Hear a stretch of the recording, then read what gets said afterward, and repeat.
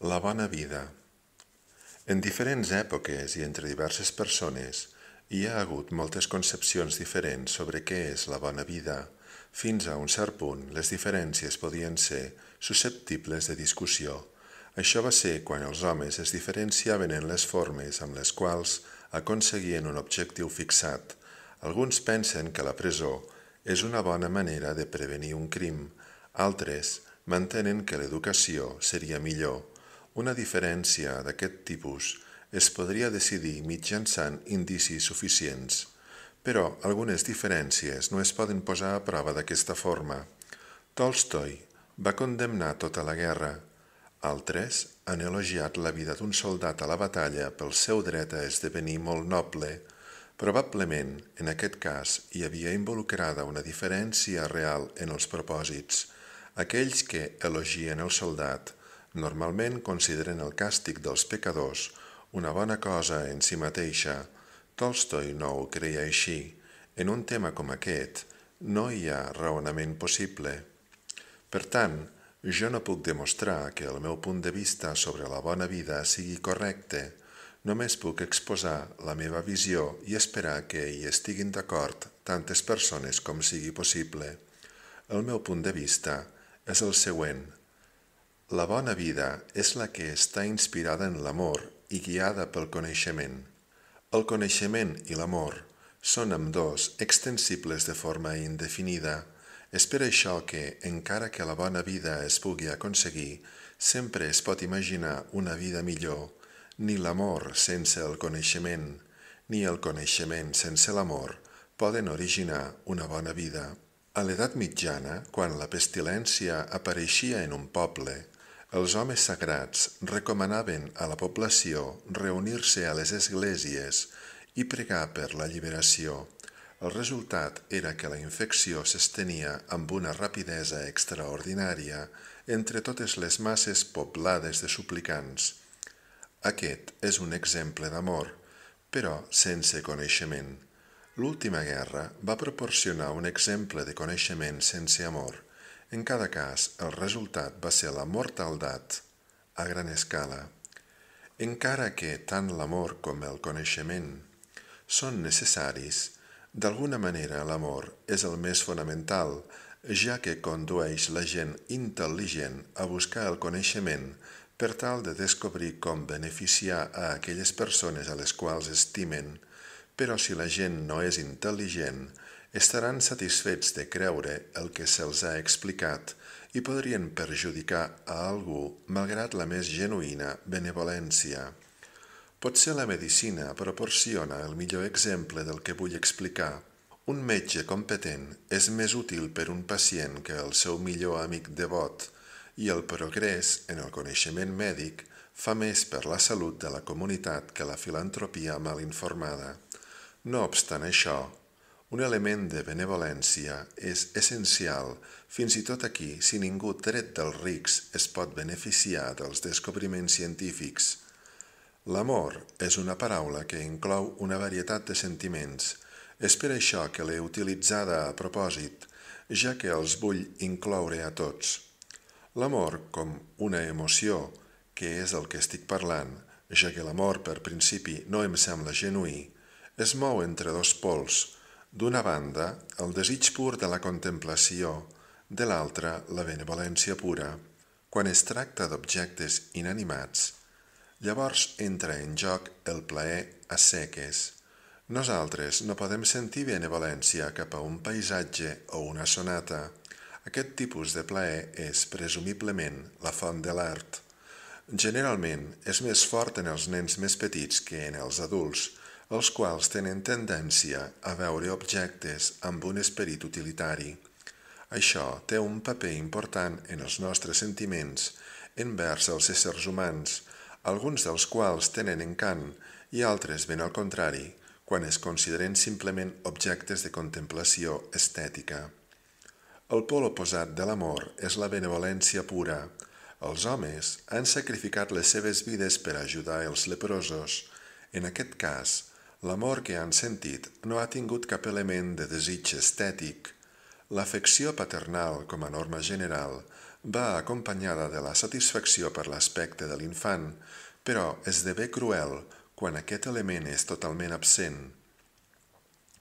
Podria semblar estrany definir benevolència quan una mare se n'afecta pel seu fill malalt, perquè tenim l'hàbit d'utilitzar aquesta paraula per descriure una emoció feble que, en gran part, és falsa, però és difícil trobar una altra paraula per descriure el desig de benestar envers una altra persona. És un fet que un desig d'aquest tipus pugui aconseguir qualsevol grau de fortalesa en el cas dels sentiments paternals. En altres casos, és molt menys intens. En efecte, podria semblar probable que tota l'emoció altruista fos un tipus d'excés de sentiments paternals o algunes vegades una sublimació d'aquesta emoció. Per la voluntat d'un món millor, jo anomenaria aquesta emoció benevolència. Però vull deixar clar que estic parlant d'una emoció, no d'un principi, i que no hi incloc cap sentiment de superioritat, tal i com a vegades se sol associar amb la paraula.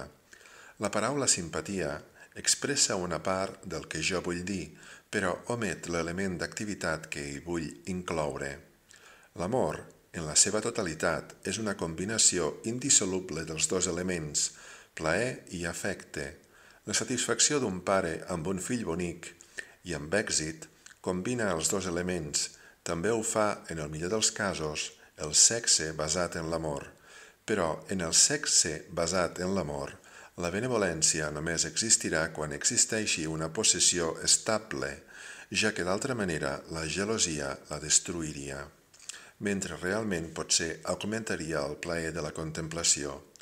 El plaer sense l'afecte pot ser cruel, l'afecte sense el plaer pot tendir fàcilment a esdevenir fred i una mica superior. Una persona que desitja ser estimada desitja ser l'objecte d'un amor que contingui els dos elements, excepte en els casos d'extrema debilitat, com per exemple en la infantesa i en casos de malaltia greu.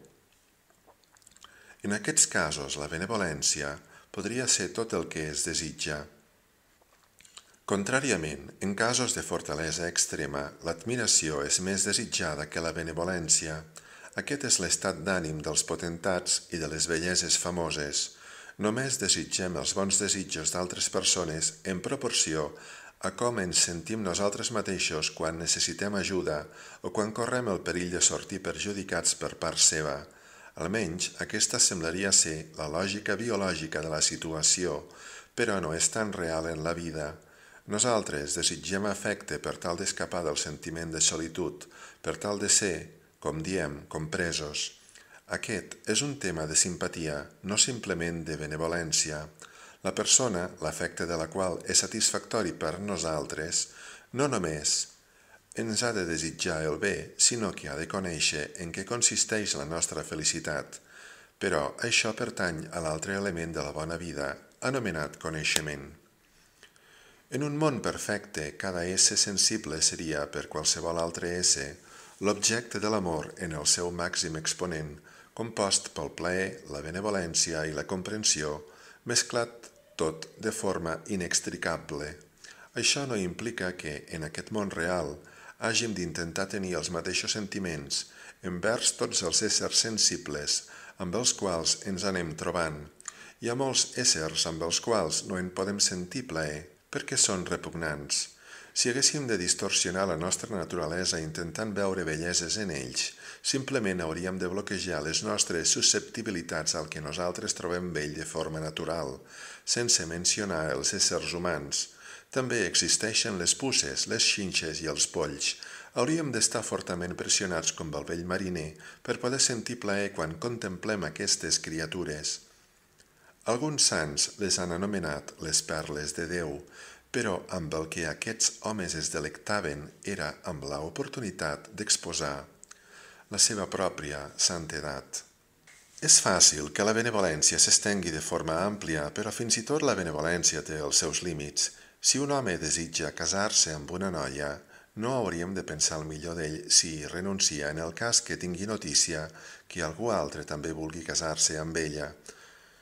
Hauríem de veure aquest fet com un camp just per la competició, però els seus sentiments cap al seu rival no poden ser del tot benèvols. Crec que en totes les descripcions de la bona vida aquí a la Terra hem d'assumir una certa base de vitalitat animal i instint animal. Sense això, la vida pot esdevenir insípida i poc interessant. La civilització podria ser una cosa addicional a aquesta, no substituïda per ella. En aquest sentit, el sant ascètic i el savi distant fracassen a l'hora de ser uns complets éssers humans. Un petit nombre d'ells pot enriquir una comunitat, però un món compost per ells podria morir d'avorriment. Aquestes consideracions porten a un cert èmfasi pel que fa a l'element del plaer com a ingredient pel millor amor. El plaer en aquest món real és inevitablement selectiu i ens impedeix tenir els mateixos sentiments envers tota la humanitat. Quan sorgeixen conflictes entre el plaer i la benevolència, generalment s'han de resoldre segons un compromís, no segons una rendició completa de qualsevol dels dos. L'instint té els seus drets, i si el distorsionem més enllà d'un punt, pren venjança de formes subtils. Per tant, si s'aspira a una bona vida, s'han de tenir en compte els límits de la possibilitat humana. Aquí, no obstant això, tornem una altra vegada a la necessitat del coneixement. Quan parlo de coneixement com un ingredient de la bona vida, no estic pensant en el coneixement ètic, sinó en el coneixement científic i en el coneixement dels fets concrets. No penso que hi hagi, en sentit estricte, una cosa com el coneixement ètic.